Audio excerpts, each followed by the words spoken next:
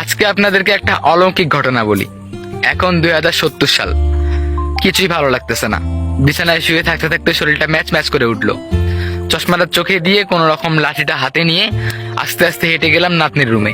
গিয়ে দেখলাম নাতনি ল্যাপটপের মধ্যে কি যেন করতেছে। আমি গিয়ে নাতনির পাশে বসলাম। নাতনি বলল, দাদু আমি ফ্রেশ হয়ে আসি, কোচিং আছে আমার, তুমি একটু বসে থাকো। আমি বললাম, আমাকে একটু ল্যাপটপটা দে, আমি একটু টিপি। তারপরে আমার নাতনি বলল, তুমি এগুলো কিছু বুঝবা না। তারপরে আমার নাতনি চলে গেল। তারপরে আমি ল্যাপটপটা একটু ঘাটাঘাটি করে দেখলাম ফেসবুক নামক একটা অ্যাপ, যেটা একদম ভিন্ন রকম। আমাদের সময় যেমন ছিল নীল কালার, সামনে একটা এফ চিহ্ন দেওয়া, বাট এখন নাই, অন্য রকম।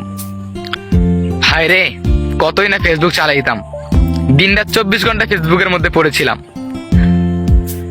যাই হোক, ফেসবুকের মধ্যে ঢুকলাম।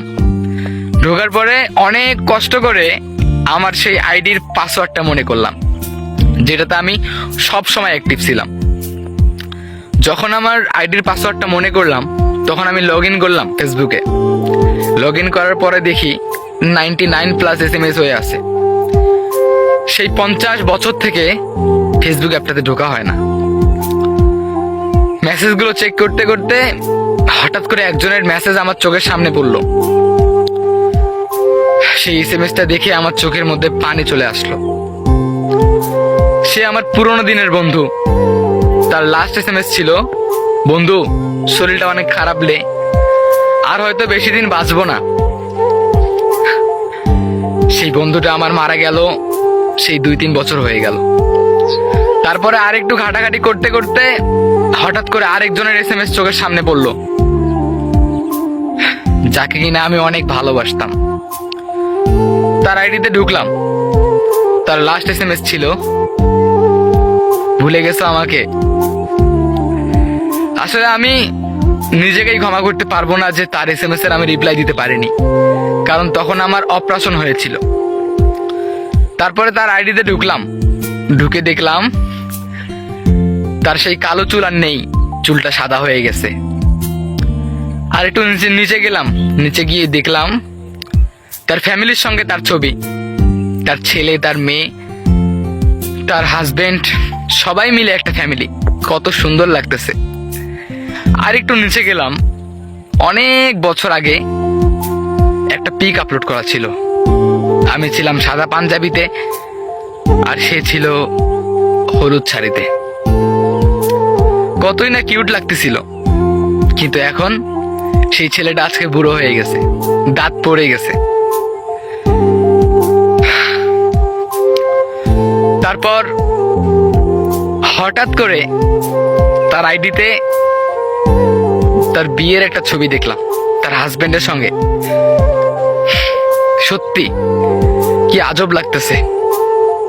আমার প্রিয় মানুষটিও আজ দুনিয়ায় বেঁচে নাই, সেও চলে গেছে আজ অচিনপুরে। আমিও কবে যেন চলে যাব দুনিয়া থেকে। সত্যি কি আজব লাগতেছে। সেই ফেসবুক অ্যাপটা ফেসবুকের মতোই আছে, কিন্তু মানুষগুলো নেই। হয়তো আমিও আর থাকবো না বেশি দিন, সবকিছু আগের মতো থাকবে।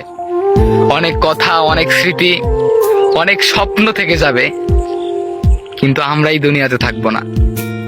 সূর্য, চাঁদ সবকিছু থাকবে, কিন্তু আমরা এই দুনিয়াতে থাকবো না। খুব আজব লাগতেছে। তারপরে নাতনি আসলো। নাতনিকে বললাম, দেখ তো কি হয়েছে। তারপরে নাতনি বললো, বাদ দাও, ল্যাপটপটা বন্ধ করো, আমি গেলাম কোচিং এ। তারপরে আমার নাতনি কোচিং এ গেল। এগুলো কথা চিন্তা করতে করতে চোখের মধ্যে পানি চলে আসলো। কিছু ভালো লাগতেছে না। আবার গিয়ে শুইলাম বিছানায়। আমার ওয়াইফ, তিনিও মারা গেল 2-3 বছর আগে। মনে হচ্ছে দুনিয়াতে আপন বলতে আর কেউ নেই। সত্যি অনেক আজব এই দুনিয়াটা। আসলে এটা বলার একটাই কারণ, দুনিয়াতে সবকিছুই থাকবে ভাই, শুধু আমরাই থাকবো না। আমাদের এত স্বপ্ন, এত অহংকার, সবকিছু চলে যাবে। এই সংক্ষিপ্ত জীবনে কতই না কাহিনী হয়ে যায়।